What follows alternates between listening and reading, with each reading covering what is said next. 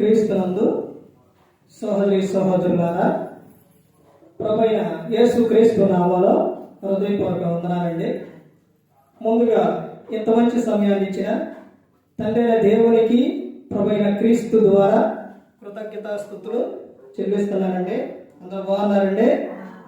వాక్యం చదువుకున్న తర్వాత ప్రార్థన చేసుకొని పాఠంలోనికి వెళదామండి. మత్తయి గారు రాసిన సువార్త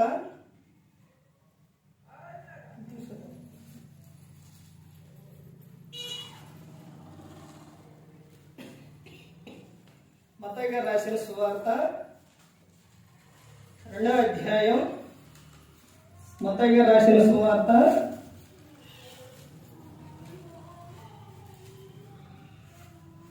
2వ అధ్యాయం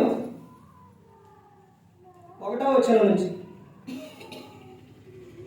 రాజైన హేరోదు దినముల యందు యూదియా దేశపు బెత్లెహేములో యేసు పుట్టిన పిమ్మట, ఇదిగో తూర్పు దేశపు జ్ఞానులు యెరూషలేమునకు వచ్చి, యూదుల రాజుగా పుట్టిన వాడు ఎక్కడనున్నాడు?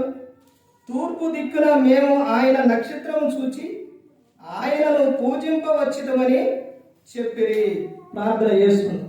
పరలోకమందున్న మా తండ్రి, పరిశుద్ధ ప్రేమగల తండ్రి, గొప్ప తండ్రి, యెహోవా తండ్రి, అయ్యా మీ ప్రియకుమారుడు యేసుక్రీస్తు ప్రభువారి ద్వారా కృతజ్ఞతాస్తుతులు చెల్లిస్తున్నాము నాయన. కూడికంతట్లో మీరే ముందు నడిపించండి నాయన. వాక్యం బోధించుండగా వినివారు తండ్రి మంచి హృదయంతిని వాక్యానుసారంగా నడిచే భాగ్యం దయచేయండి ఆయన. వాక్యం బోధించుండగా ఈ లోక సంబంధమైన జ్ఞానంతో కాకుండా మీ జ్ఞానంతో మాట్లాడే భాగ్యం దయచేస్తారని మా ప్రభువైన యేసుక్రీస్తు నామములో వేడుకుంటున్నాం తండ్రి, ఆమేన్. ప్రభువైన యేసుక్రీస్తు నామములో హృదయపూర్వక వందనాలండి. దేవుని కుమారుడు యేసుక్రీస్తు ప్రభువు ఈ లోకానికి వచ్చిన తర్వాత పరలోక రాజ్యం సమీపిస్తుంది కనుక మారు మనసు పొందమని ప్రకటింప మొదలుపెట్టారు. పాఠం పేరు అవసరం అంటారా? ఎవరికి పాఠం పేరు కావాల్సింది? ఆ వాక్యానుసారంగా జీవించే వారికి కావాలి. ఇదిగో ఒక అంశం చెబుతున్నారనంటే ఆ అంశం మీద అలా చెబుతున్నారో లేదో గ్రహించే వారికి కావాలి. ఎందుకు గ్రహించడం లేదు, వినటం లేదు, రావటం లేదు? ఎందుకు ప్రార్థనలో, ఎందుకు మెసేజ్లు? ప్రతి వారము ప్రతి దినం వచ్చి ఒక అంశం మీద చెప్పాలంటే మామూలు విషయం కాదండి. ఒక అంశం తీసుకొని దాని మీద చెప్పాలంటే ఎంతసేపు ఆలోచించి, ఎంతసేపు చూచి, చదివి చెప్పాలి. ఇది క్రైస్తవ అర్థం అవ్వట్లేదు. అర్థం అవ్వట్లా. ఈ రోజున దేవుడు అంటే భయం లేదు, భక్తి లేదు మనిషికి. ఏంటంటే అంతా కూడా పైపైనే. ఈ రోజున ఎక్కడ చూసినా కానీ క్రైస్తవులు ఎలా ఉన్నారనంటే, నా నామం అన్ని జనుల మధ్య దూషణ పాలు అవుతుంది అంటే ఎవరి వల్ల? మీ వల్లనే అని చెప్పారు. ఎందుకనండి? వాడి ప్రవర్తన సరిగ్గా లేక. ప్రార్థన అంటే ఏ టయానికి అయితే చెప్పారో ఆ టయానికి రావాలి. అంటే దేవుడు అంటే భయం లేదు, సేవకుడు మాట అంటే విలువ లేదు మనిషికి. ఇలా జీవిస్తే, ఇలాగనే ఉంటే ఆశీర్వాదం రాదు, దీవెన రాదు. ఎంత ఇబ్బంది పాలవుతారంటే చాలా ప్రమాదం. అలా దేవుని మాటకు ఎదురు తిరిగిన వారి పరిస్థితి ఎలా ఉందో మన గ్రంథంలోని చూస్తున్నాం, చుట్టుపక్కల కూడా మనం చూస్తూ ఉన్నాం. ఎందుకు ప్రార్థనలో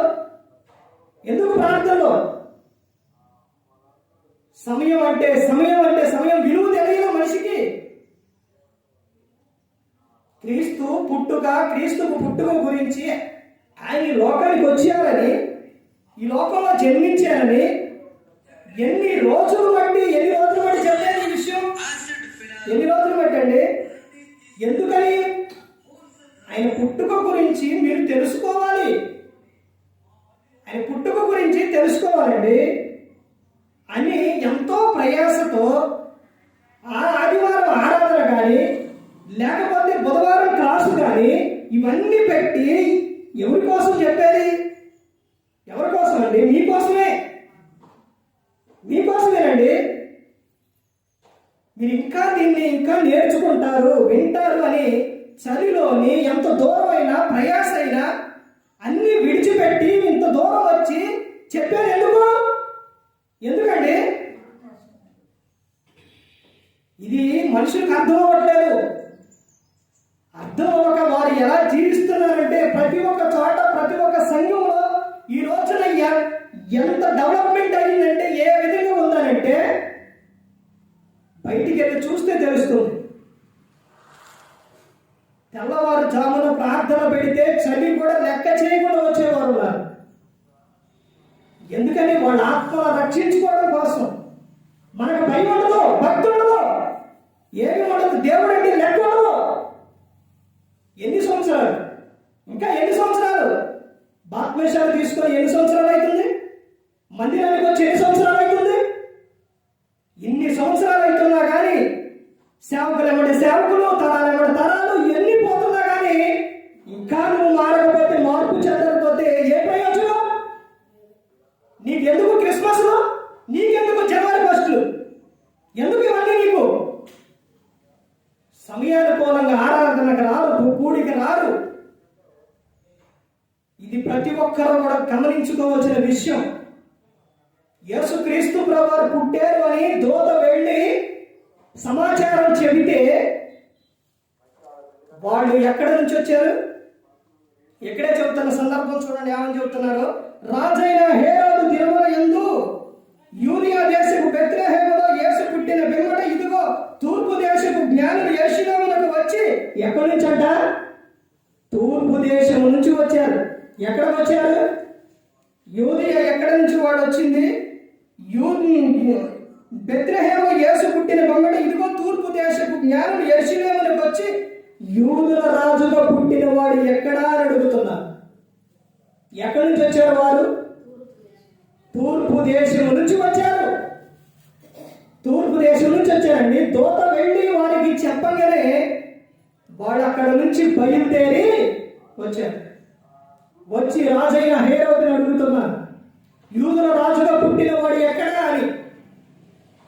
యూదుల రాజు అని చెప్పగానే ఆ హేరోదుకి ఏమైంది? భయం కలిగింది. దూత వెళ్ళి చెప్పగానే వాళ్ళు అడుక్కుంటా వాళ్ళు వచ్చారు. అలా వచ్చిన వాళ్ళు వస్తున్నారు అంటే వస్తా ఏం చేశారు? వాళ్ళు క్రీస్తుని గురించి తెలుసుకుంటూ వచ్చారు. వాళ్ళు యేసుక్రీస్తు ప్రభువారు జన్మ, ఆయన పుట్టుక ప్రత్యేకమైనది. ఎందుకు ప్రత్యక్షమైనది అని అంటే ఆయన యూదుల రాజుగా పుట్టి ఉన్నాడు. క్రిస్మస్ అని చేయటం, క్రిస్మస్ అని పేరే గాని ఒక్కరికి నువ్వు క్రీస్తుని గురించి చెప్పావా? పోనీ నువ్వు వస్తా పిలిచావా? క్రీస్తుని గురించి క్రీస్తు పుట్టగానే దూత వెళ్ళి జ్ఞానులకు ఏం చేసింది? జ్ఞానులకు, గొర్రెల కాపరులకు చెప్పింది. గొర్రెల కాపరులు అక్కడ నుంచి బయలుదేరి ఎన్ని నెలలు, ఎన్ని సంవత్సరాలు పట్టిందనంటే వాళ్ళు రావడానికి. ఎలా వచ్చారనంటే ఇప్పుడు హేరోదు దగ్గరకు వచ్చి చెప్పిన తర్వాత వీళ్ళు వెళ్ళి యేసుక్రీస్తు ప్రభువారి దగ్గరకు వెళ్ళి చూసిన తర్వాత అక్కడి నుంచి దూత వచ్చి ఏమని చెప్పిందనంటే మీరు ఇక్కడ నుంచి వేరే ప్రాంతాన్ని మీరు వెళ్ళిపోండి, ఎందుకనంటే హేరోదు శిష్యును చంపాలని చూస్తున్నాడు అని చెప్పంగానే ఆ తర్వాత జరిగిన విషయం ఏంటంటే హేరోదు 2 సంవత్సరాల లోపు పిల్లలను మొత్తాన్ని చంపించేయని చెప్పాడు. అంటే 2 సంవత్సరాల లోపు పిల్లలనే అంటే వీళ్ళు కాలినడకన అక్కడ నుంచి రావడానికి ఎన్ని నెలలు పట్టి ఉంటుందో ఒక్కసారి ఆలోచించండి. తూర్పు దేశం నుంచి వచ్చారు వీళ్ళందరూ కూడా. ఎందుకని అంటే యేసుక్రీస్తు ప్రభువారు పుట్టారు, రక్షకుడు పుట్టారు, మమ్మల్ని రక్షించడానికి ఆయన వచ్చారు అని వాళ్ళు అక్కడ నుంచి వచ్చారు. ఏమని చెబుతున్నారంటే దూత వచ్చి చెప్పిన విషయం, ఇదిగో నేడు రక్షకుడు మీ కొరకు పుట్టి ఉన్నాడు రక్షకుడు మీ కొరకు పుట్టి ఉన్నాడు.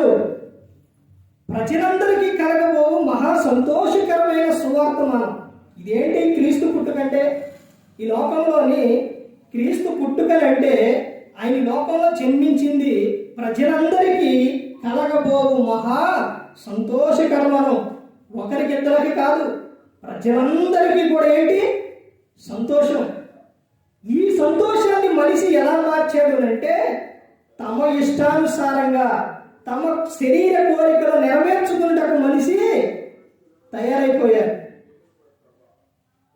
అలా తయారైపోయారు మనిషి. క్రీస్తు పుట్టుక పేరుతో ఈ రోజున చేస్తున్న విధానం ఏంటి? విందులు, వినోదాలు, తాగటాలు, తిరగటాలు, డ్యాన్సులు, ఇవే. అందుకే యేసుక్రీస్తు ప్రభువు నువ్వు లోక సంబంధమైన పనులు చేస్తావని, లోక సంబంధంగా జీవిస్తావని యేసుక్రీస్తు ప్రభువు ఈ లోకంలో జన్మించారా? అందుకే జన్మించింది కాదు, నీ పాపముల నుండి రక్షించడానికి యేసుక్రీస్తు ప్రభువు వచ్చారు. కానీ క్రీస్తు పుట్టుక పేరుతో చేస్తున్న విధానం ఏంటంటే ఇంకా పాపం చేస్తున్నారు, ఎక్కువైపోతుంది. ఆ పాపం నుంచే విడిపించడానికి యేసుక్రీస్తు ప్రభువు వస్తే, కానీ మనిషి ఏం చేస్తున్నాడంటే పేరు పెట్టుకొని ఆ పేరుతోని విచ్చలవిడిగా తిరిగేస్తున్నారు, విచ్చలవిడిగా జీవించేస్తూ ఉన్నారు. క్రీస్తు లోకానికి వచ్చింది ఎందుకనంటే నీ పాపము నుండి నిన్ను రక్షించడానికి, నశించిపోతున్న వారిని వెతికి రక్షించడానికి యేసుక్రీస్తు ప్రభువు ఈ లోకానికి వచ్చి ఉన్నారు. ఎందుకు వచ్చారు అని ఎవరైనా బయట అడిగితే మనం నోరెప్పం, పనికి మాలిన మాటలన్నీ మాట్లాడతాం, వ్యర్థమైన మాటలన్నీ మాట్లాడతాం. ఎక్కడన్నా ఇద్దరు ముగ్గురు ఉంటే అన్ని పనికి మాలిన మోక్షంలో పెట్టుకుంటారు. కానీ క్రీస్తుని గురించి మాత్రము చెప్పరు. అసలు చెప్పడానికి నువ్వు వింటేగా, నువ్వు మందిరానికి వస్తేగా. నువ్వు వినకోకుండా నువ్వేం చెబుతూ, నువ్వు వినకోకుండా నీ పిల్లలకి ఏం చెబుతూ? ఈ రోజున పిల్లలు మా మాట వినట్లేదండి అంటారు. ఎలా వింటారు? నువ్వు మందిరానికి వస్తేగా, వాడు తీసుకొస్తేగా. తీసుకురారు పిల్లల్ని. వాళ్ళేమో వీళ్ళేమో మందిరానికి వస్తారు, వాళ్ళేమో బయట వాళ్ళని వదిలేస్తారు. అదేంటంటే వాళ్ళకి ఏం కావాలి? స్వేచ్ఛ కావాలండి, స్వేచ్ఛ. ఈ రోజున నువ్వు స్వేచ్ఛగా వాళ్ళని వదిలేస్తున్నావు, రేపటి దినాన్ని నిన్ను పట్టించుకోకుండా వదిలేస్తారు వాళ్ళు. ఆ రోజు నువ్వేం చేస్తావు? ఆ రోజున ఏం చేస్తావు? నువ్వు ఏడుస్తావు. ఆ రోజున బాధపడతారు.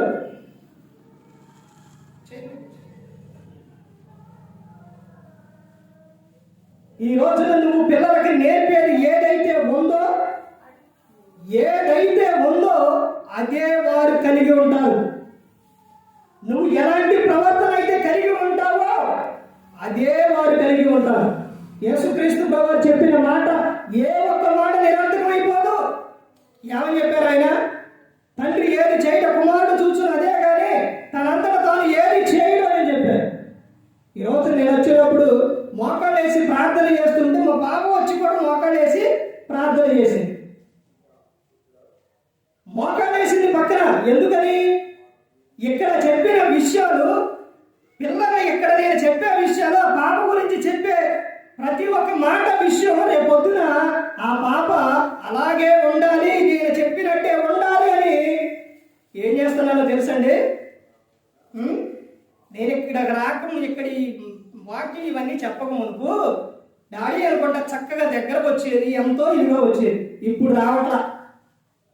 ఎందుకో తెలుసండి? గద్దిస్తున్నాను కాబట్టి. ఎందుకో గద్దించేది? రేపొద్దున ఇక్కడ నేను చెప్పే మాట రేపొద్దున అక్కడ ఎవరన్నా ఇక్కడ చూసినా లేకపోతే ఇక్కడికి వచ్చినా ఎలా అయితే చెబుతున్నానో అలాగే ఉండాలి. లోపల కంటే ఇలాగే చూస్తుంది. మళ్ళీ దగ్గర రావడం, కూర్చోవంటే కూర్చోవడం, ఎలా పడింది అలా.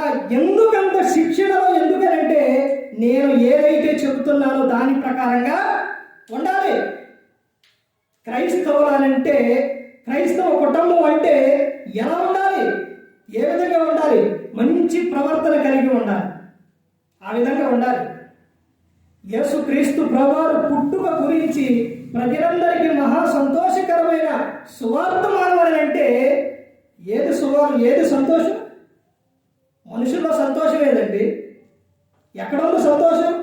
లోక సంబంధమైన విషయాల్లో సంతోషం ఉందా కానీ దేవుని విషయాల్లో, దేవుని పని విషయాల్లో కానీ మనిషికి ఆనందం, సంతోషం లేదు. దేవుని మందిరానికి వచ్చే విషయాల్లో సంతోషం లేదు. ఎంతకాలం ఎక్కడ చూసిన ఆసక్తితో ప్రజలు ఈ రోజున ఇక్కడే ఎప్పుడు ఏం జరిగిందోనని భయంగా దేవుని పట్ల భయభక్తులు కలిగి ఉంటున్నారు. కానీ మనం మాత్రం అలా జీవించడం లేదు. ఎంతకాలం దేవుని పట్ల భయం లేకుండా, భక్తి లేకుండా ఎంతకాలం ఎంతకాలం అండి? ప్రతి ఒక్కరూ కూడా గమనించుకోవాలి, ప్రతి ఒక్కరూ కూడా తెలుసుకోవాల్సిన విషయం. యేసుక్రీస్తు ప్రభువారి పుట్టుక ఈ లోకానికి మహా సంతోషకరమైన సువార్తమానం. యేసుక్రీస్తు ప్రభువారు పుట్టిన తర్వాత దూత వెళ్ళి చెప్పగానే అక్కడ నుంచి వాళ్ళు జ్ఞానులు, తూర్పు దేశపు జ్ఞానులు బయలుదేరి వచ్చి ఆయన దగ్గరకు వచ్చి ఆయన ఎదుట సాగిలపడ్డారు. దూత వచ్చి ఏదైతే చెప్పిందో తర్వాత యేసుక్రీస్తు ప్రభువారు ఆయన పెద్దవాడైన తర్వాత ఏ విషయం అయితే చెప్పారో అదే ప్రకారంగా జీవించారు. బైబిల్ గ్రంథంలో ఉన్నవారు అదే ప్రకారంగా జీవించారు. యేసుక్రీస్తు ప్రభువారు ఇదిగో నేను 3వ రోజున తిరిగి లేస్తానని చెప్పిన విషయం స్త్రీలందరూ గుర్తుపెట్టుకున్నారా?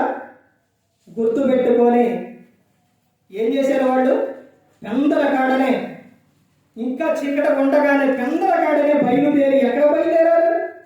సమాధి యొద్దకు వెళ్ళి ఎందుకు వెళ్ళారు వాళ్ళు? ఎందుకు వెళ్ళారండి? ఆయన చెప్పారు కాబట్టి.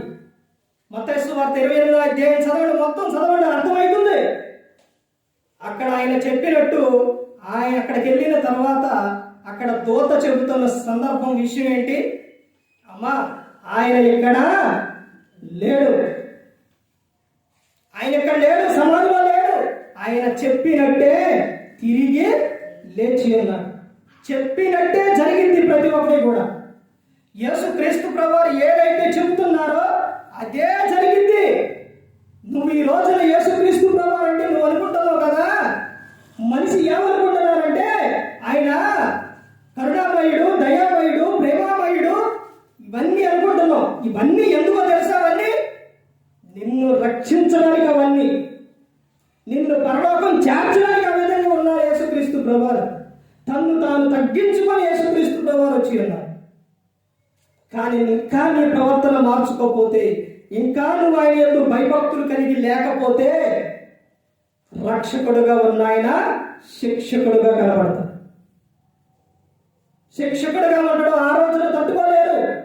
ఆ రోజున నువ్వు ఎన్ని కేకలు వేసినా, ప్రభువా ప్రభువా ప్రభు అని పిలిచిన ఎన్ని కేకలు వేసినా ఆ రోజున పట్టించుకోడు. ఆ రోజు వినడు. ఇదిగో నీకు అవకాశాలు ఇస్తున్నా, మారు మనసు పొందు, పాప క్షమాపణ నిమిత్తం యేసుక్రీస్తున్నావని బాప్తిస్మం పొందు, నువ్వు మారు మనసు పొందు అని ఆయన ఎన్ని అవకాశాలు ఇస్తున్నారంటే, ఇన్ని అవకాశాలు ఇస్తున్నా కానీ నువ్వు వినుకోకుండా, నువ్వు మందిరానికి రాకుండా, నువ్వు నీ ఇష్టానుసారంగా జీవిస్తే ఈ లోకం విడిస్తే ఎక్కడికి వెళ్తావు? నరకానికి వెళ్తావు. నరకాన హాయిగా హ్యాపీగా సంతోషంగా ఉంటుంది అనుకుంటున్నారా? ఉండదండి. అగ్ని ఆరదు, పురుగు చావదు, భయంకరంగా ఉంటుంది. ఒక్కసారి ఆలోచించండి. సమ్మర్లో, ఎండాకాలంలో చెప్పులు లేకుండా రాయి మీద కానీ తారోడ్డు మీద కానీ నడిస్తే ఎలా ఉంటుంది? అంతకన్నా అదే తక్కువ, అంతకన్నా భయంకరంగా ఉంటుంది.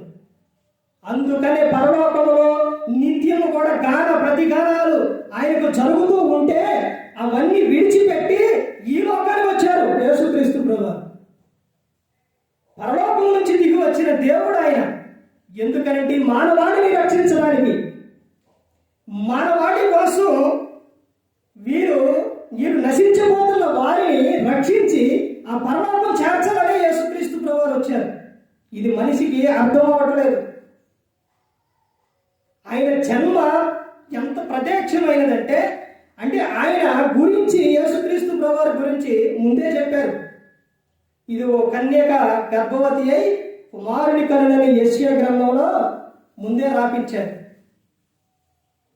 రాపించేటప్పుడు యేసుక్రీస్తు ప్రభువారికి తండ్రి అయిన దేవునికి ప్రతి ఒక్కటి ఏం తెలుసు అని అంటే ప్రతి ఒక్కటి కూడా తండ్రి అయిన దేవునికే తెలుసు. యేసుక్రీస్తు ప్రభువు ఎప్పుడు వస్తారు, ఈ లోకానికి ఎప్పుడు వస్తారు, ఎవరికైనా తెలుసా? ఆయనకే తెలియదు. ఆ విషయం గ్రంథంలోనే ఉంది. నేను వచ్చే విషయం, ఆయన రాకడ గురించి ఎవరికి తెలుసు? కుమారునికైనను దూతలకైనను ఎవ్వరికి తెలియదండి. ఎవరికి తెలుసు? తండ్రి అయిన దేవునికి మాత్రమే తెలుసు. కాలంలో సమయంలో ఎవరి స్వాధీనంలో ఉన్నాయి? తండ్రి స్వాధీనంలోనే ఉన్నవి ఇవన్నీ కూడా. ఎందుకని అంటే యేసుక్రీస్తు ప్రభువారికి ఏదైనా ఒక విషయం తెలిస్తే ఆ విషయం కాపరిగా ఉన్న వాళ్ళకి చెప్పకుండా ఆయన ఉండడు. అందుకనే యేసుక్రీస్తు ప్రభువారికి కూడా తెలియదు. తండ్రి అయిన దేవుని గురించి, పరిశుద్ధాత్మని గురించి మనిషి చాలా తక్కువగా అనుకుంటున్నారు. పాత నిబంధనలకు వెళ్ళి చూడండి, మామూలుగా ఉండదు. తండ్రి అయిన దేవుడు తప్పు చేస్తే క్షణంలో తీసేస్తాడు. శిక్ష వెంటనే అమలయ్యేది, శిక్ష వెంటనే. అదే విషయం ఎన్నో సందర్భాల్లో కొరింథీయులకు రాసిన మొదటి పత్రిక 10వ అధ్యాయంలో కానీ ఈ సందర్భాలన్నీ కూడా ప్రతి ఒక్కటి మరలా రిపీట్ చేశారు. అపోస్తలుడైన పౌలు గారు ఎన్నో వేల సంవత్సరాలు జరిగిన విషయాన్ని మరలా రిపీట్ చేసిండు. ఎందుకని? ఎప్పుడో జరిగిపోయిన విషయాలు మరలా చెప్పాల్సిన అవసరం ఏముంది?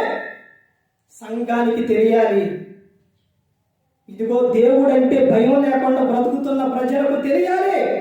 మీకు బుద్ధి కలగాలని, సిగ్గు రావాలని మరలా ఇవన్నీ చెబుతున్నాను అని అపోస్తలుడైన పౌలు గారు చెబుతారు. అపోస్తలుడైన పౌలు గారు అప్పుడెప్పుడో జరిగిన విషయాలు తండ్రిని గురించి మరలా రిపీట్ చేశారు. ఆయన పవర్, ఆయన శక్తి ఎలా ఉంటుందని అంటే జాలి, దయ, కరుణ అవన్నీ కూడా పాపం చేసే వారి విషయాల్లో ఆయన అసలు చూసేవాడు కాదు. ఇశ్రాయేలు ప్రజలు వాళ్ళందరూ కూడా మొత్తం కూడా ప్రభువా అని కేక వేస్తే పలికి, ప్రభువా మాకు ఇది అవసరం అంటే అది తీర్చారు. ఎలా తీర్చారు? వీళ్ళందరికీ కూడా ఆ రోజున రాజు లేడు. ఒక విషయం ఏంటంటే సంఘానికి కాపరి ఉండాలి. సంఘానికి కాపరి ఉండాలి, ఇంటికి యజమానుడిగా ఉండాలి, తోట కాచే తోటకి కాపలా వ్యక్తి ఉండాలి. ఇవన్నీ ఉండాలి. ఇవి లేకపోతే అవి ఎలా అయిపోతాయి తెలుసండి? తోట కాపలా ఉన్నప్పుడు లేనప్పుడు ఆ పరిస్థితి అక్కడ మొత్తం కూడా ఎలా ఉంటాయండి? చెట్లు ఎలా పెరిగిపోతాయి? పిచ్చి మొక్కలు వచ్చేస్తాయి. బాగా అవి ఏమైతే బలపడిపోతాయి, మంచి మొక్కనే చంపేస్తాయి. అక్కడ అదే కాపలాలో వ్యక్తి ఉంటే ఏం జరిగింది? ఆ పిచ్చి మొక్కని రాకుండా చేస్తారు, తీసేస్తారు. మంచి మొక్కకి పోసిన దానికి ఏం చేస్తారు? నీరు పోసి అవన్నీ కూడా శుభ్రం చేస్తారు. ఇంటిలో ఉన్న తండ్రి కూడా అంతే చేస్తారు, కుటుంబ రక్షణ. అదే విధంగా సంఘంలో సంఘ కాపరి కూడా అదే చేస్తారు. ఇదే విషయం తండ్రి అయిన దేవునికి ఆ రోజున ప్రజలు వాళ్ళు ఏమనుకున్నారనంటే మాకు ఎవరు కావాలి? రాజు కావాలి అనుకున్నారు. రాజు కావాలని దేవునికి మొరపెట్టుకుంటే దేవుడు ఏం చేసిండండి? రాజుని రప్పించండి, రాజుని ఏర్పరిచింది. ఎవరు ఆ రాజు? మొదటి రాజు ఎవరు? ఇశ్రాయేలు ప్రజలకు మొదటి రాజు ఎవరు? సౌలు వచ్చిన తర్వాత ఆ తర్వాత జరిగిన విషయం ఏంటంటే ఆ తర్వాత సౌలు జీవితం తర్వాత దావీదు గారు ఇలా వస్తూ ఉన్న సందర్భాల్లో మోషే గారి సమయాల్లో ఇంకా వెనక్కి వెళ్తే మోషే గారి సమయాల్లో జరిగిన విషయం ఏంటి? ప్రజలు మొరపెట్టుకుంటే దేవుడు వినకుండా ఉండడం, వింటడం, మీ అవసరం తీరుస్తూ. ఆ రోజున అదే చేసిండు, ఈ రోజున కూడా అదే చేస్తాడు. ఆ రోజున ఇశ్రాయేలు ప్రజలు అంధకారంలో ఉండి ఎన్నో బాధలు, ఎర్రన ఎండలో, తట్టుకోలేని శ్రమలో ఇన్ని పడుతూ ఉంటే, ప్రభువా మమ్మల్ని కరుణించు ప్రభువా, కాపాడు ప్రభువా అని కేకలు పెడితే ఏం చేశారు? వారందరినీ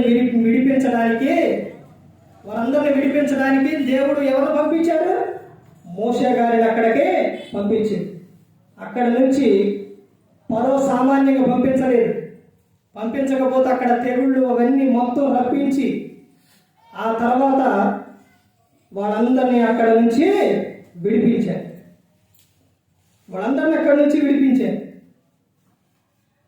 ఎలా విడిపించాడు దేవుడు? ఎలా విడిపించారు వాళ్ళందరినీ? మామూలుగా కాదు. వాళ్ళందరినీ విడిపించి తీసుకొని వస్తూ ఉంటే జరిగిన విషయం ఏంటి? ఎర్ర సముద్రం అడ్డొస్తే వెనక ఫరో సైన్యం, ఎదర ఎర్ర సముద్రం వస్తూ ఉంటే అక్కడ మోషే మీద వీళ్ళందరూ మమ్మల్ని అక్కడ చావనీయకుండా ఇక్కడ చంపడానికి తీసుకొచ్చేవారని అన్నారు. అప్పుడు మోషే గారు మొరపెట్టుకుంటే ఏం జరిగింది? ఎర్ర సముద్రం పాయలైపోయింది. అక్కడ నుంచి వాళ్ళు అరణ్య ప్రాంతానికి వెళితే వాళ్ళు వెళ్ళవలసినది అన్ని సంవత్సరాలు కాదు. వాళ్ళు దేవుని మాట వింటే త్వరగా వెళ్ళిపోయేవాడు. కానీ వాళ్ళు చేరవచ్చిన ప్రదేశం వెళ్ళిపోయేవాడు.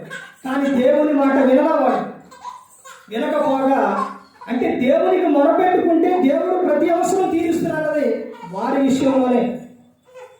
ఎలా అంటే వారికి ఏదైతే కావాలో దేవుడు అవన్నీ కూడా ఇచ్చాడు.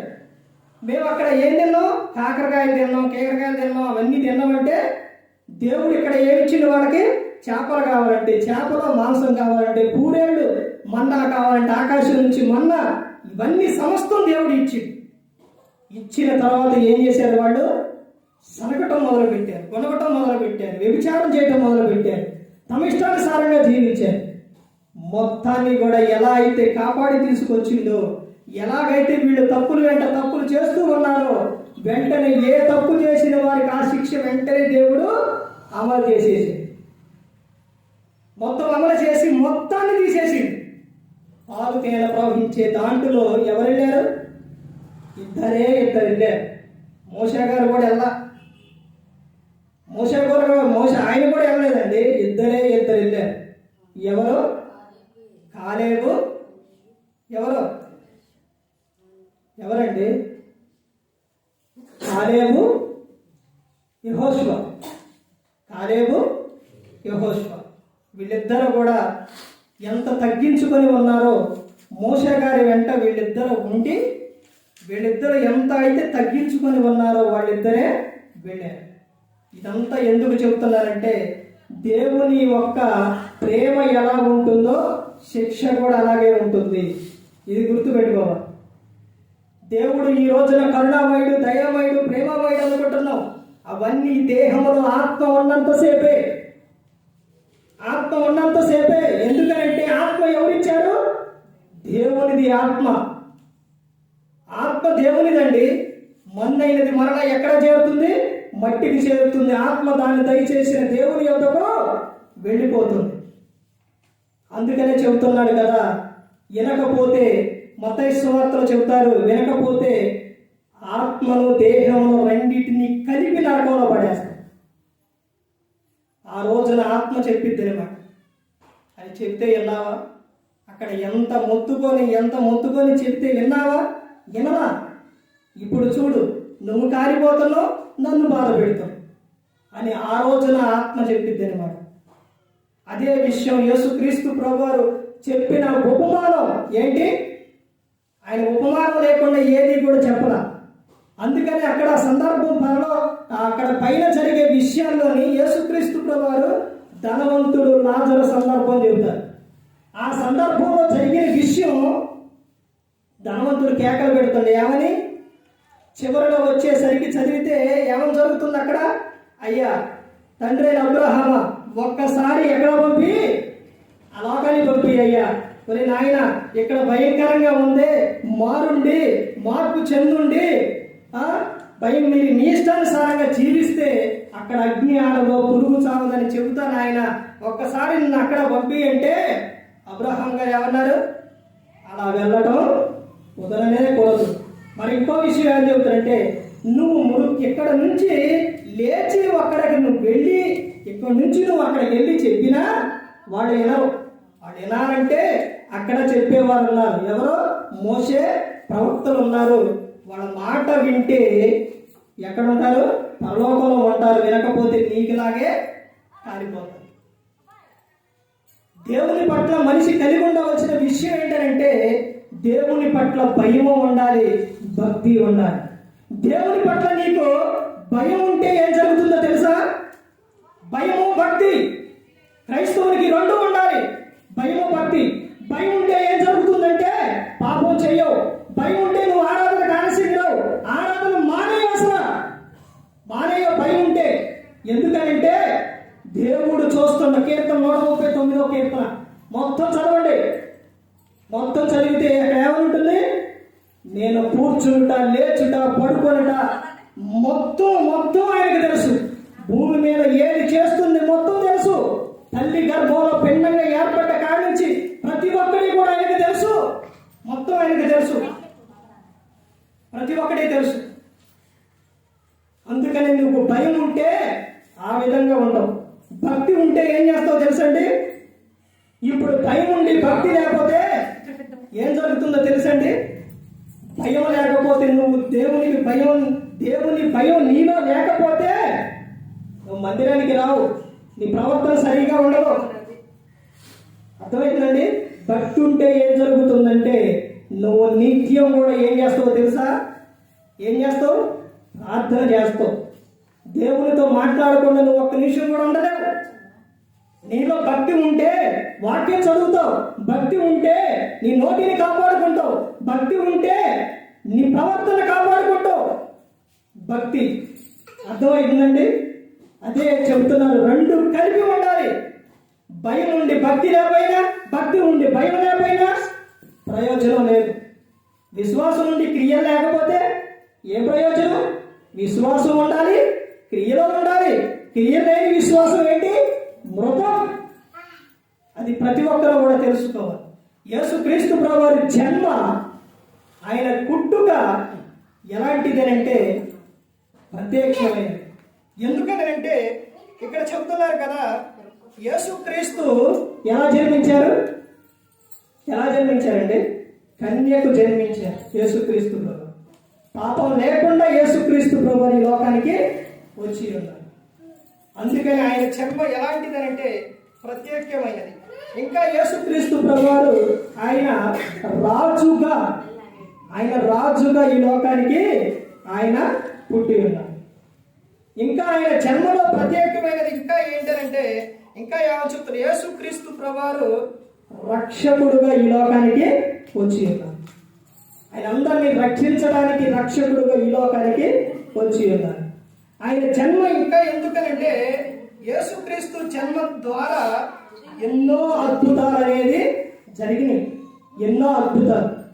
ఎంతో మంది అండి యేసుక్రీస్తు ప్రభువారు పుట్టుక గురించి, ఆయన గురించి విని మారిన వారు ఎంతో మంది ఉన్నారు. యేసుక్రీస్తు ప్రభువారి గురించి ఈ రోజున క్రైస్తవులకు మార్పు లేదు, కానీ ఈ వాక్యం విన్న వారు ఎంతో మంది ఇలా ప్రకటిస్తూ ఉంటే విని మారిన వారు ఎంతో మంది ఉన్నారు. యేసుక్రీస్తు ప్రభువారి జన్మ గురించి, యేసుక్రీస్తు గురించి విన్న ప్రతి ఒక్కరూ కూడా ఏం చేయాలంటే ఆయన గురించి చెప్పాలి, ఆయన గురించి ప్రకటించాలి. యేసుక్రీస్తు ప్రభువారి గురించి. ఇప్పుడు యేసుక్రీస్తు ప్రభువారు పుట్టిన తర్వాత వెళ్ళి దూత ఏం చేసింది? చెప్పింది. తర్వాత జ్ఞానులు, గొర్రెల కాపరులు వాళ్ళు వస్తూ యేసుక్రీస్తు ప్రభువారి గురించి అడుగుకుంటా వచ్చారు, చెప్పుకుంటా వచ్చారు. ప్రజలందరికీ కలగబోవు మహా సంతోషకరమైన సువార్తమానం యేసుక్రీస్తు ప్రభువారు పుట్టుక. మరి ఈ పుట్టుక గురించి, ఆయన గురించి అనేకులకు చెప్పేవారిగా ఉండాలి. అలా చెప్పకుండా మనం ఉంటే ప్రయోజనం ఏముంది? అలా చెప్పాలి అని అంటే ముందు నువ్వు వినాలి కదా. నువ్వు వినకోకుండా నువ్వేం చెప్పగలుగుతావు? చదవకుండా ఎగ్జామ్ రాయగలుగుతారా? రాయలేరు. అర్థమైందండి? నువ్వు వింటేనే ఇతరులకు నువ్వు చెప్పగలుగుతావు. ఇది ప్రతి ఒక్క చాట నువ్వు ఎక్కడికి వెళ్ళినా కానీ, నువ్వు ఎక్కడ ఉన్నా కానీ ఆయన గురించి ఏదో సందర్భంలో ఎవరో ఒకరు నిన్ను అడుగుతారు. నువ్వు క్రైస్తవుడు అయినందుకు కంపల్సరీగా అడుగుతారు. ఆ సందర్భంలో నువ్వు చెప్పేవారి ప్రతి ఒక్కరు కూడా ఉండాలి. క్రీస్తు పుట్టుక ప్రజలందరికీ ఏంటంటే మహా సంతోషకరమైన సువార్తమానం. ఇలా వెళుతూ జరిగిన విషయం చూడండి. వాడు వస్తూ ఏం చేశాడో చూడండి. మత్తయి సువార్త 2వ అధ్యాయం 10-11 కలిసి ఉంటే చూడండి. వారు ఆ నక్షత్రమును చూచి అధ్యానంలో భరుతులై ఇంటిలోనికి వచ్చి తల్లి అయిన మరియను ఆయన శిశువును చూచి సాగిలపడి ఆయనను పూజించి తమ పెట్టెను విప్పి బంగారమును సామ్రాణిని బోళమును కానుకలుగా ఆయనకు సమర్పించిరి. ఏమేమి తీసుకొచ్చారండి? బంగారము, సామ్రాణి, బోళం. అంటే ఇది మామూలు విషయం కాదండి. ఆ రోజున ఎంత ఖరీదు, ఎంత కాస్ట్ అంటే చాలా ఖరీదైంది. అవి వాళ్ళు తీసుకొని వచ్చి ఏం చేశారంట? క్రీస్తు ఎదుట సాగిలపడ్డారు. అవి తీసుకొచ్చి ఆయనకు అటు ఏం చేశారు?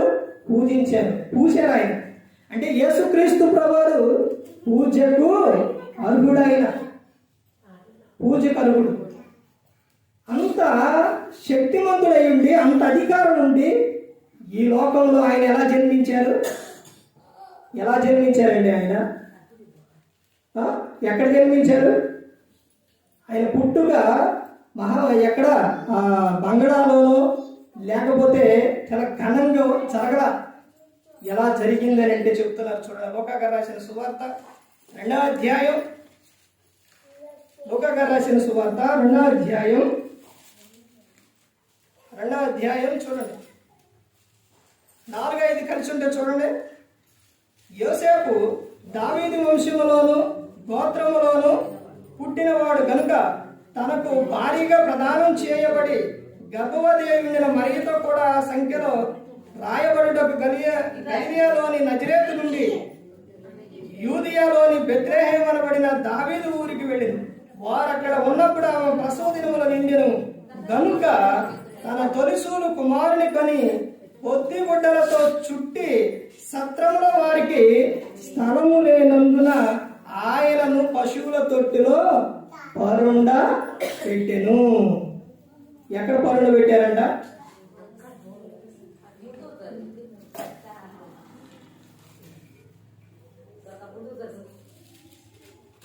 ఎక్కడండి? సత్రంలో వారికి ఏమి లేదంట, స్థలము లేదంట. యేసుక్రీస్తు ప్రభువారు పుట్టినప్పుడు ఏమి లేదు, స్థలము లేదు. ఇదే విషయం యేసుక్రీస్తు ప్రభువారు ఒక సందర్భంలో చెప్తారు కదా. ఒక ఆయన వచ్చి నేను నిన్ను వెంబడిస్తాను అయ్యా అంటే, నా వెంట రావాలి అంటే ఏ విధంగా ఉంటుందంటే, నాతో ఆకాశ పక్షులకు నివాసములను నక్కలకు బొరియలను ఉన్నవి కానీ మనిషి కుమారునికి తలవాల్చుటకైనను స్థలము లేదు. ఇక్కడ పుట్టినప్పుడు ఏమి లేదు, స్థలము లేదు. అప్పుడు ఏమి లేదు, స్థలము లేదు. చూశారండి? కానీ ఆయన ఎవరు? యేసుక్రీస్తు ప్రభువారు రాజులకు రారాజు. ఆయన ధనవంతుడై ఉండి ఈ లోకంలో దరిద్రునిగా జన్మించారు. ఎక్కడ పనులు పెట్టారంట? పశువుల తొట్టిలో పడుకోబెట్టారు. పరలోకంలో ఎలా ఉంటుందో తెలుసండి ఆయనకి. ప్రకటన గ్రంథంలో 1వ అధ్యాయం మొత్తం చదివితే తెలుస్తుంది ఆయన పవర్ ఏంటో. కొలసీకి రాసిన పత్రిక 1వ అధ్యాయం 14వ వచనం చదివితే అక్కడ ఉంటుంది. ఆయన పరలోకంలో ప్రకటన గ్రంథం మొత్తం చదివితే ఇంకా తెలుస్తుంది. పరలోకంలో నిత్యం ఆయనకు ఎలా ఉంటుందో తెలుసండి. గాన ప్రతిగానాలు, పరిశుద్ధుడు పరిశుద్ధుడు పరిశుద్ధుడు అనే గాన ప్రతిగానాలు. యేసుక్రీస్తు ప్రభువారు ఏకైక కుమారుడు. ఆయన మహా ఆనందం సంతోషం ఆయనకు. అయినప్పటికీ కూడా ఈ లోకంలో ఎలా జన్మించారో చూసారా? ఎంతగా తగ్గించుకున్నారో చూశారండి యేసుక్రీస్తు ప్రభువారు. అంతగా తగ్గించుకోవడానికి కారణం ఏంటి అంటే ఈ మానవాళిని మొత్తాన్ని కూడా రక్షించడానికి యేసుక్రీస్తు ప్రభువారు తన్ను తాను తగ్గించుకొని ఈ లోకానికి వచ్చారు. మనందరినీ ప్రతి ఒక్కరిని వారి పాపం నుంచి విడిపించాలి అని అంటే పరిశుద్ధుడైన ప్రభువు ఈ లోకానికి రావాలి. రాత్రి ఒక సందర్భం చెప్పానా, అందరూ ఇంటికాడే ఉంటారు కానీ ప్రార్థనకు మాత్రం రాలేదు. ప్రార్థనకు రాకపోతే ఎలా అర్థమవుతుంది? ఎలా అర్థమవుతుందండి? ఇది అయిపోయిన తర్వాత వాక్యం, ఇప్పుడు ప్రసంగం అయిపోయిన తర్వాత చెబుతారు. వాక్యం విషయంలో ఎలా ఉండాలి అని అంటే ఆ రోజున ఇక్కడ జరుగుతున్న సందర్భం ఏంటి అని అంటే యేసుక్రీస్తు ప్రభువారు ఆయన ఈ లోకంలోని అలా రావడానికి కారణం ఏంటి అని అంటే ఒక ఉపమానం చెప్పాను. ఏంటది? ఒక వ్యక్తి ఏ ఊరు, ఒక ప్రదేశం అమెరికా వెళ్ళింది అనుకోండి, లేకపోతే ఇంకా కేరళ లేకపోతే ఇంకా ప్రదేశం ఎక్కడికైనా వెళ్ళింది అనుకోండి, ఆడికి వెళ్ళేది ఎందుకు? చూసి రావడానికి వెళ్ళేది. ఏంటయ్యి? ఆ మంచి ప్రదేశాలు అవన్నీ చూసి రావడానికి వెళ్ళాడు. చూసి అక్కడికి వెళ్ళినప్పుడు చూసి రావాలి, అంతేలే. కానీ ఆడికి వెళ్ళిపోయి చూడటం బదులు తిరగటం, లేకపోతే తప్పు చేయటం, దొంగతనం చేయటం, వ్యభిచారం చేయటం, అనిష్టానుసారంగా జీవిస్తే రాణిస్తారా? మరలా తిరిగి రాణిస్తారా? రానియడం. తీసుకెళ్ళి ఏం చేస్తారు? జైల్లో పడేస్తారు. ఇప్పుడు జైల్లో పడేసిన ఆయన్ని తన సొంతూరుకు తీసుకురావాలంటే ఏం చేయాలి? ఆ ఊరు నుంచి ఒక వ్యక్తి వెళ్ళి అక్కడికి వెళ్ళి మాట్లాడి కాదు, ఇంకా ఎలాగనంటే చాలా ఉంటాయి, బ్రతిమలాడి, ఇంకా కట్టాల్సిన ఏమైనా ఉంటే కట్టి అప్పుడు కానీ తీసుకొని రావటం కుదిరింది. మామూలుగా విడిపిస్తారా? పంపిస్తారా? ఓ నాయన మీ ఊరు నుంచి ఒక ఆయన వచ్చింది వెళ్ళిపో అంటారా? అనరు. తను అక్కడ ఏదన్నా ఆయన చేసిన పనికి మనీ డబ్బులు ఏం చేయాలి? కట్టాలి. కడితేనే అప్పుడు ఏం చేస్తారు? పంపిస్తారు. ఇదే జరిగింది. పరలోకం నుండి మనందరినీ ఈ లోకానికి పంపిస్తే మనిషి మాత్రం తన అపరాధముల చేత, పాపముల చేత చచ్చి పడివాడు. అలా ఉన్నవారిని ఆయన అమూల్యమైన రక్తము చేత మనందరినీ కూడా ఏం చేశారు? కొనుక్కున్నారు. మనందరినీ కొనుక్కున్నారండి. ఎలా కొనుక్కున్నారంటే ఒక పిల్లవాడు పడవ చేసుకొని నీళ్ళల్లా ఆడుకుంటుంటే పైనుంచి కాలువలు ఆడుకుంటుంటే పైన వరద ఎక్కువయ్యి ఆ పడవ కొట్టుకుపోయిన తర్వాత ఇప్పుడు ఆ పిల్లవాడు ఏడుస్తూ ఉన్నాడు. ఏడ్చి ఇంటికి పోయాడు. కొన్ని రోజుల తర్వాత మరలా ఆ రోడ్డు మీద వెళ్తూ ఉంటే ఒక పాతైన ఒక సామాన్ కొట్టులోని ఆ షాపులోని ఏం జరిగిందంటే పడవ కనబడేసరికి చేసిన పడవ అంటే ఈయన ఏ రంగుదైతే చేసుకున్నాడో, ఎలా అయితే చేసుకున్నాడో ఆయనకు తెలుసు కదా. అదే పడవ అక్కడ ఉంది. గబగబ పరుగున వెళ్ళి ఆ పడవ తీసుకొని వస్తూ ఉంటే అక్కడున్న వ్యక్తి, ఏ అబ్బాయి దాన్ని తీసుకెళ్తాం ఏంటనంటే ఇది నాదేనండి, నేనే చేసుకున్నానని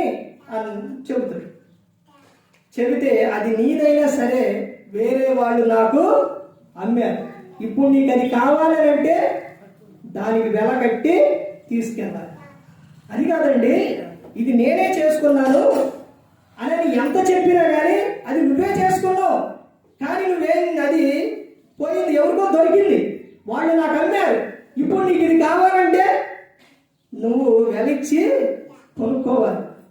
అప్పుడు ఆ పిల్లవాడు వెలిచ్చి కొనుక్కొని ఒక పాట పాడుకోండి అంత, ఆహా నా పడవ, నేను చేసుకున్న పడవ, నేను కొనుక్కున్న పడవ, నేను చేసిన పడవ, నేను మరలా కొన్న పడవ అనుకుంటా వెళ్ళి.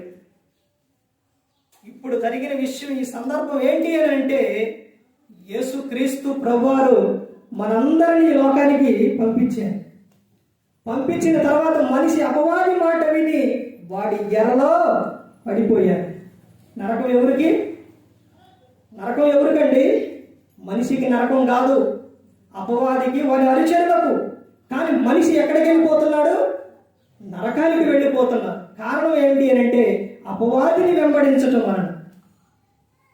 ఇప్పుడు మనిషి ఆ అపవాది ఎరలోని అపవాది చేతిలో ఉన్న మనిషిని విడిపించాలి అని అంటే పరిశుద్ధుడైన ప్రభు ఈ లోకానికి రావాలి. ఇప్పుడు ఈ రెండు సందర్భాల గురించి చెబుతున్నాను. రావాలి. వచ్చిన ఆయన ఏం చేశారు?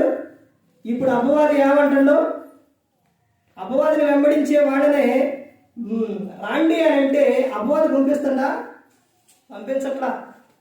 వీళ్ళు నా ప్రజలు అని యేసుక్రీస్తు ప్రభు అంటే కాదు నా ప్రజలు.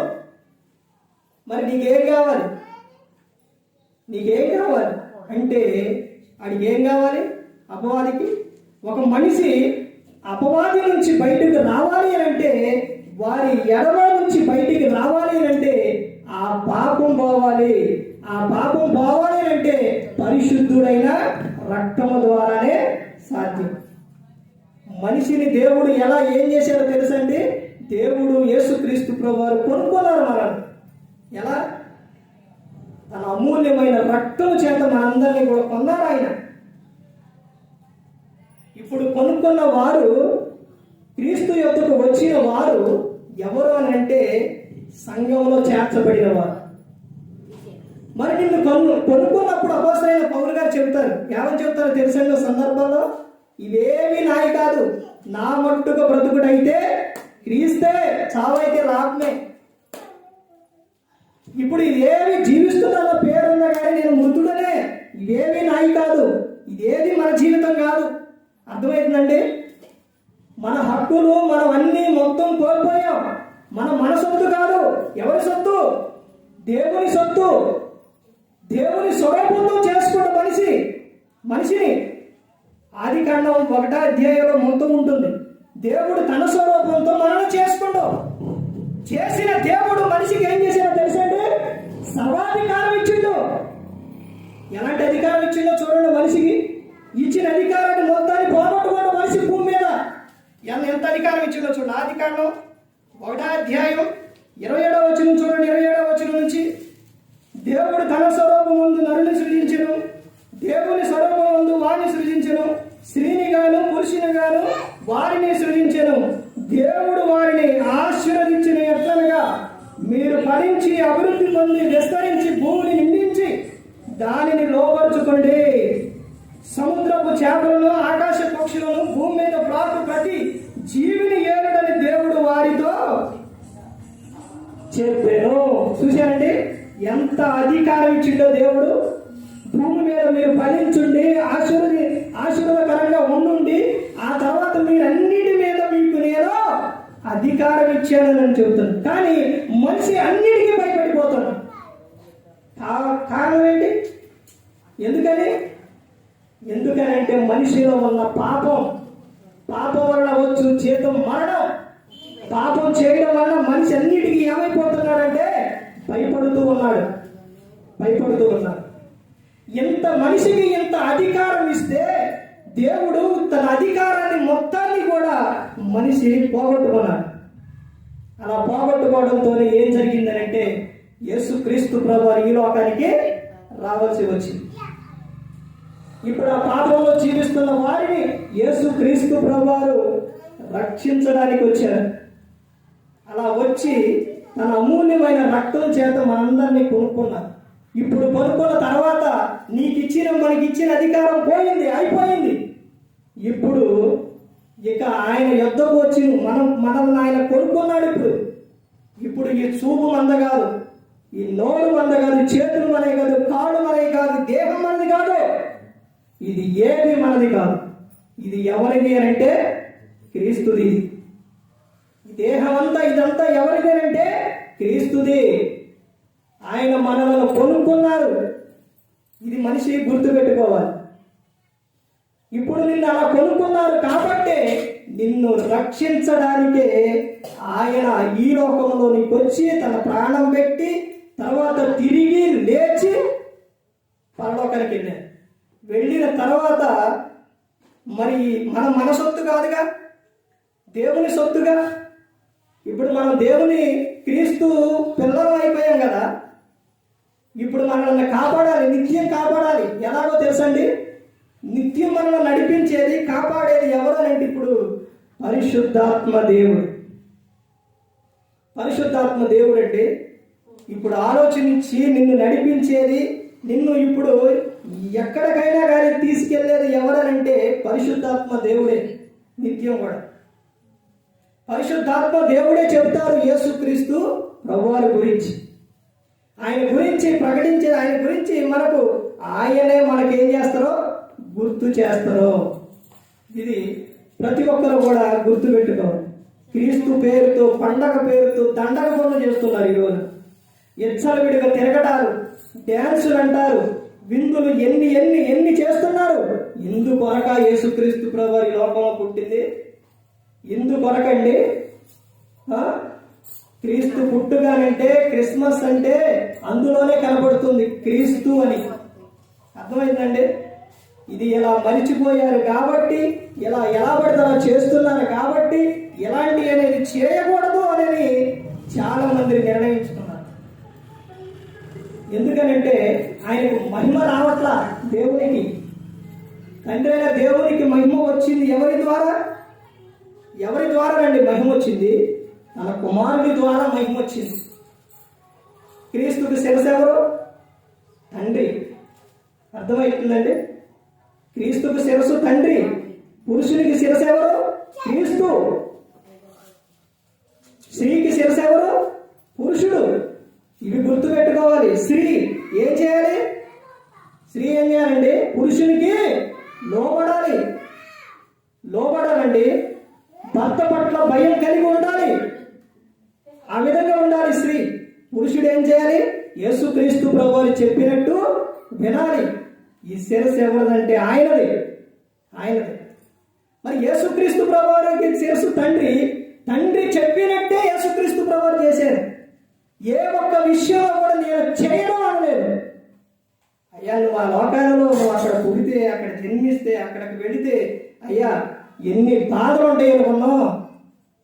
ఆ ప్రజలు ఎలాంటి వారు అనుకున్నావు.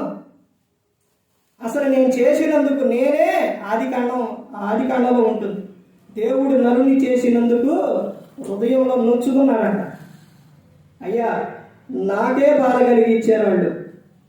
మరి అలాంటి ప్రజల యొద్దకు నువ్వు వెళ్ళడం అంటే ఒక్కసారి ఆలోచించంటే ఏం పర్లేదయ్యా తండ్రి నేను వెళతాను అని ఈ లోకానికి వచ్చాను.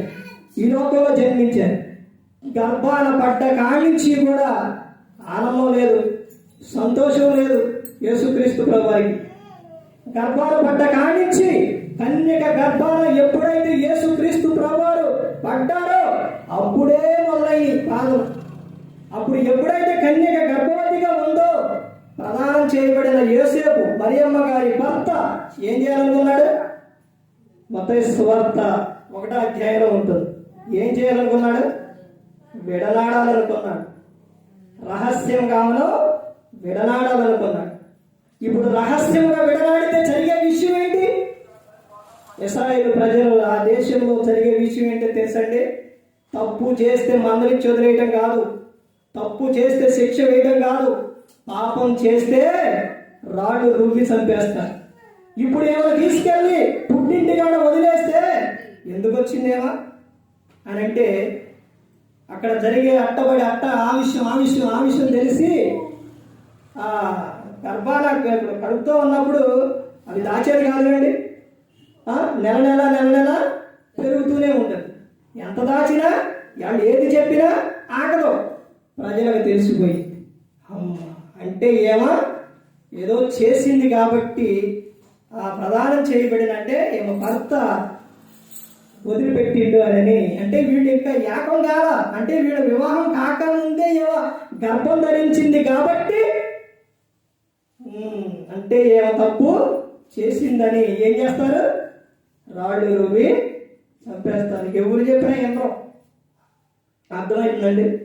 అందుకనే ఎప్పుడైతే ఆయనకు ఆలోచన వచ్చిందో స్వప్న మందు దూత వచ్చి యోసేపు నీవు భయపడవద్దు, మరియ ఏ తప్పు చేయలా, ఆమె పరిశుద్ధాత్మ వలన గర్భం ధరించింది అని చెప్పగానే ఆయనలో ఉన్న సందేహం అనుమానం మొత్తం పోయి ఆమె కనే వరకు ఆమెను విడనాడకుండా జాగ్రత్తగా చూసుకున్నాడు. ఎంతగా చూసుకున్నాడు అంటే ఒక చాట నుంచి ఇప్పుడు యేసుక్రీస్తు ప్రభువారు కడుపులో ఉన్నప్పుడు లూకాసు వార్త 2వ అధ్యాయంలో ప్రజా సంఖ్య రాయడానికి మరలా ఒక ప్రాంతం నుంచి అక్కడకు వస్తారు. అక్కడ నుంచి వచ్చిన తర్వాత అక్కడ ప్రసవ దినాలు నిండి ఆమె గర్భం క్రీస్తుని కన్న తర్వాత మరలా వీళ్ళు ఎవరు జ్ఞానులు చూడడానికి వచ్చినప్పుడు అక్కడ నుంచి మరలా ఇప్పుడు హేరోదు శిశువుని చంపబోతున్నాడు అంటే మరలా అక్కడ నుంచి వెళ్ళిపోతారు. మరలా అక్కడి నుంచి హేరోదు చనిపోయిన తర్వాత దూత వెళ్ళి చెప్పిన తర్వాత హేరోదు చనిపోయిండు రా అంటే మరలా తీసుకొని ఎక్కడికి వచ్చిండు? నజరేతుకు వచ్చిండు. ఇప్పుడు ఆయన పెరిగింది ఎక్కడ అంటే నజరేతులో పెరిగాడు. అందుకని ఆయనకు ఒక పేరుంది. ఏంటండి? నజరేయుడైన యేసు అని. నజరేతులో నుంచి ఒక్కళ్ళు మంచోడు లేరు. నజరేతుడు నతనయేలు అడుగుతారు ఆ సందర్భంలో, పిలుపు నతనయేలు ఆ సందర్భంలో జరిగేటప్పుడు అసలు నజరేతు నుంచి ఎవరైనా మంచివారు వస్తారా అని అంటే వచ్చి చూడు యోధా గోత్రపు సింహం యేసుక్రీస్తు ప్రభువారు ఉన్నారు, వస్తున్నారు చూడు అని ఆయన చెబుతారు. అర్థమైందండి? నజరేతు నుంచి ఆయన వచ్చింది. అంత విధంగా ఉన్న ఆ ప్రాంతంలోని యేసుక్రీస్తు ప్రభువు అంత పరిశుద్ధంగా ఎలా జీవించారు? క్రైస్తవుడు అంటే ఎలా ఉండాలో తెలుసండి? చెరువులో కలుపు ఎలా ఉండిద్ది? ఎలా ఉండిద్దండి? మురికిగా ఉండిద్దే? ఉండదు. ఆ మురికి నీళ్ళల్లో కూడా అసలు ఏమనిపించింది మనకు చూడగానే? దిగి కోసుకు తీసుకోవాలనిపించింది. అంత తెల్లగా ఉండిద్ది. ఇప్పుడు తెల్లగా ఉండిద్ది. క్రైస్తవుడు అంటే లోకంలో ఉన్నదంతా మురికి, చికాకు, పెంట ఇదంతా నువ్వు అంటించుకోకూడదు. ఆ కలుపు ఎలాగైతే ఉందో అలాగే నీ జీవితం ఉండాలి. యేసుక్రీస్తు ప్రభువులు ఎలాగైతే ఉన్నారో అదే విధంగా ఉండాలి. అదే విధంగా ఉండాలండి. ఈ ఒక్కరోజు కాదు, ప్రతిదినం దేవుడు నీకు సంవత్సరాల వెంట సంవత్సరాలు ఇస్తున్నాడు. ఎందుకండి? ఎందుకనంటే ఇకనైనా నువ్వు ఫలిస్తావనండి. క్రీస్తులోనే ఉంది, క్రీస్తులోనే ఆనందం. ఆయన ద్వారానే ఎక్కడికి వెళ్తారు? పరలోకం చేరతారు. నేనే మార్గం, నేనే సత్యం, నేనే జీవం అని ఆయన చెప్పి ఉన్నారు. ఇప్పుడు అక్కడ నుంచి ఆయన పుట్టుక విషయంలో జరిగిన విషయం చూడండి. ఎప్పుడైనా కానీ ఆయన లోకం రావడానికి కోసం, తర్వాత ఈ లోకంలో పుట్టిన కాడి నుంచి ఎప్పుడు కూడా ఆయన ఆనందంగా లేరు. ఆయన జీవితం ఎలాంటిది? మహా సంతోషం. ఆ సంతోషాన్ని ఎవరికి ఇవ్వడానికి ఈ లోకంలో అలా జన్మించారు? ఈ లోకానికి వచ్చారంటే మనందరికీ ఇవ్వడానికి. ఆయన పుట్టుక ప్రజలందరికీ మహా సంతోషకరమైన సువర్తమానం ఇందులోనే ఉంది. ఏంటండి?